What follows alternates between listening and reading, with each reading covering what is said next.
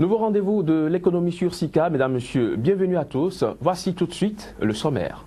Le Conseil ghanéen du cacao a signé un prêt syndiqué d'un montant de 1,8 milliard de dollars afin de financer ses achats d'or brun pour le compte de la campagne 2015-2016.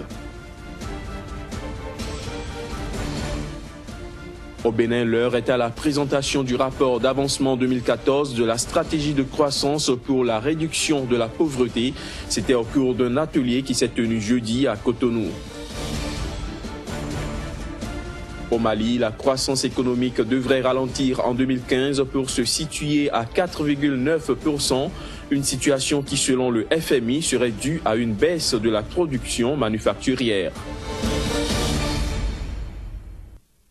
Je l'annonçais en titre, le Conseil ghanéen du cacao Cocoa Board a signé un prêt syndiqué d'un montant de 1,8 milliard de dollars afin de financer ses achats d'or brun pour le compte de la campagne 2015-2016. Ce financement devrait servir à l'acquisition de 850 000 tonnes de cacao.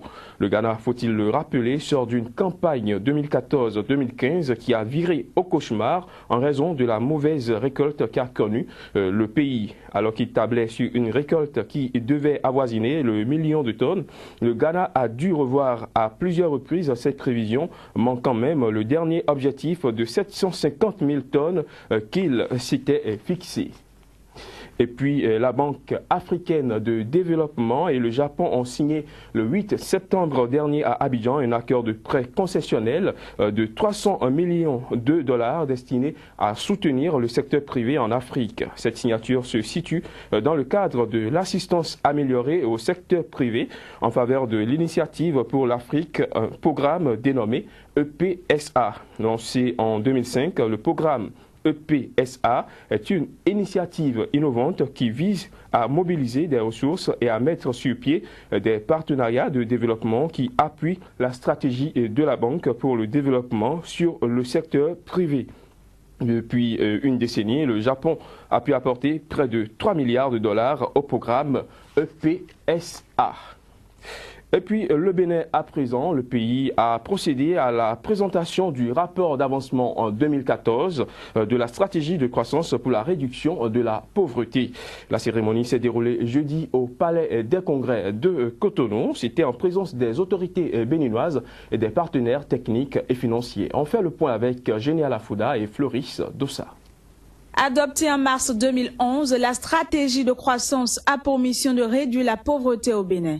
Dans le cadre du suivi du dispositif, l'État béninois élabore annuellement un rapport destiné à rendre compte des avancées enregistrées dans sa mise en œuvre. D'où le présent atelier consacré à la présentation du rapport d'avancement 2014 qui se résume en 5 grands axes. Il s'agit notamment de l'accélération durable de la croissance et la transformation de l'économie, du développement des infrastructures, du renforcement du capital humain, celui de la qualité de la gouvernance et le développement équilibré et durable de l'espace national.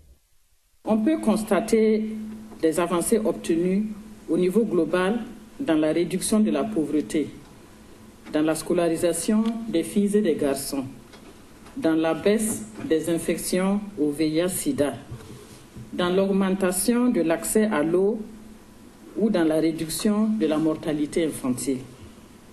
Le Bénin, à l'image du continent africain, a également connu des progrès dans des domaines essentiels comme l'accès à l'eau, l'éducation ou la lutte contre les pandémies du VIH-Sida, du paludisme ou de la tuberculose. Des progrès qui satisfont les partenaires techniques et financiers, mais encore loin des objectifs visés à travers la stratégie de croissance en vue de réduire la pauvreté. Des défis importants restent à relever, comme l'éradication de l'extrême pauvreté, l'amélioration de la santé maternelle, infantile et reproductive, ou encore l'égalité de genre et l'assainissement. Aussi, l'adoption du nouvel agenda du développement, accompagné des objectifs de développement durable du 25 au 27 septembre prochain par l'Assemblée générale des Nations unies, constitue-t-elle un moment crucial que le Bénin devrait saisir pour approfondir ses choix de développement en cohérence avec la position commune de l'Union africaine. Pour des résultats plus prometteurs, d'aucuns préconisent le renforcement du dialogue entre le gouvernement béninois et ses partenaires techniques et financiers. Survolons à présent le reste de l'actualité économique sur le continent africain en bref. C'est à travers cette compilation que nous propose Génial Afouda. 3,2 milliards de dollars, ainsi s'élève le chiffre d'affaires global des sociétés cotées à la Bourse des valeurs mobilières de Tunisie, soit une amélioration de 3,3% comparée à la même période en 2014. Le marché financier tunisien a de nouveau ouvert sur un repli de 0,16% ce vendredi, mais il faut noter que la place demeure fortement rentable pour ces investisseurs aussi bien sur le long que sur le court terme. La plus-value globale dégagée depuis le début de l'année 2015 représente une augmentation de 4,7% et la bourse des valeurs mobilières affiche une progression de 237,5% sur une période de 10 ans. Parlant toujours de la Tunisie, l'Union européenne vient d'exempter de droits de douane l'entrée sur son territoire d'un quota annuel de 35 000 tonnes d'huile d'olive en provenance du pays. La mesure, qui s'étendra jusqu'en 2017, résulte de l'engagement de l'Union européenne à aider l'économie tunisienne suite aux attentats qui ont sérieusement secoué l'économie de ce pays. L'objectif est de créer plus d'emplois dans le pays. La Tunisie, précisons-le, est le 3e producteur d'olive dans le monde, derrière l'Espagne et l'Italie. Au Mali, la croissance économique devrait ralentir en 2015 pour se situer à 4,9%. Une situation qui, selon le Fonds monétaire international, serait due à une baisse de production manufacturière. L'institution a également indiqué que l'inflation en 2015 est estimée à 2,4% contre 0,9% en 2014 par rapport à un objectif régional de 3%. Le Kenya abrite désormais le plus grand parking solaire de l'Afrique. Installé sur le long de l'autoroute Thika, l'infrastructure a pour auvent protecteur 3000 panneaux solaires qui généreront environ 1256 MW d'énergie par an. Ces panneaux permettront également de réduire l'émission du dioxyde de carbone de 745 tonnes chaque année. L'énergie générée pourrait alimenter environ 550 maisons urbaines et s'inscrit dans l'engagement du gouvernement kényan à investir dans les énergies renouvelables dans le but de créer un environnement sain et sans émissions de gaz à effet de serre. La Banque africaine de développement et ses partenaires organisent une semaine de l'énergie depuis lundi dernier à Abidjan.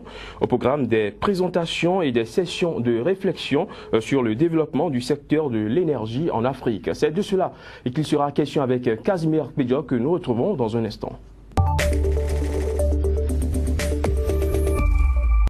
Casimir Pédia, bonjour. Bonjour Emmanuel. On se retrouve une fois encore pour parler de l'économie sur le continent africain, mais aujourd'hui il sera question de la Banque africaine de développement qui a initié cette semaine une rencontre à Abidjan sur la problématique de l'énergie sur le continent. De quoi s'agit-il exactement?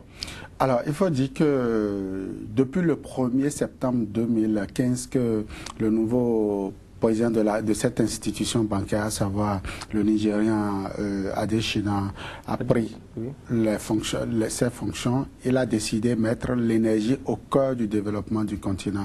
Alors vous n'êtes pas sans savoir qu'aujourd'hui, le continent africain vit des problèmes énormes en termes de production et de distribution de l'énergie électrique. Il y a des zones qui passent environ 20 heures par jour sans pouvoir trouver l'énergie pour pouvoir fonctionner. Quand vous prenez le cas par exemple de l'Afrique de l'Ouest, le problème de l'énergie, le délestage est un véritable handicap majeur pour les économies. Alors donc le président a décidé de réunir tous les pays africains autour d'une même table pour penser, pour discuter de la question de la production et de la distribution de l'énergie électrique sur le continent. Alors en dehors de certaines zones, parce qu'il faut le dire, l'Afrique aujourd'hui a été divisée par zones.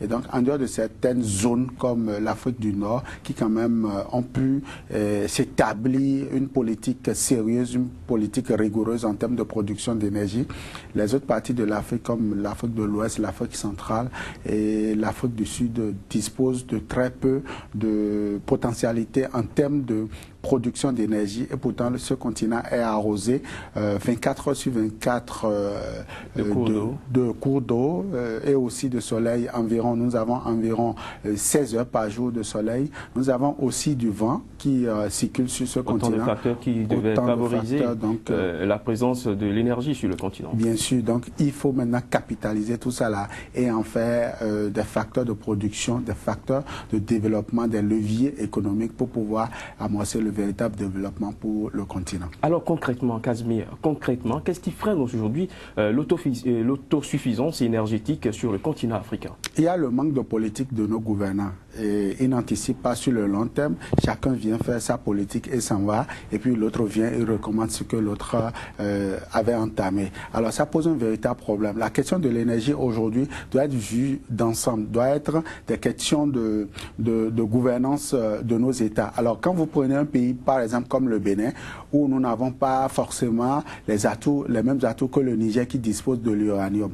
Pourquoi le Bénin ne va pas s'associer avec le Niger, la Côte d'Ivoire, pour produire désormais de l'énergie à base de l'uranium?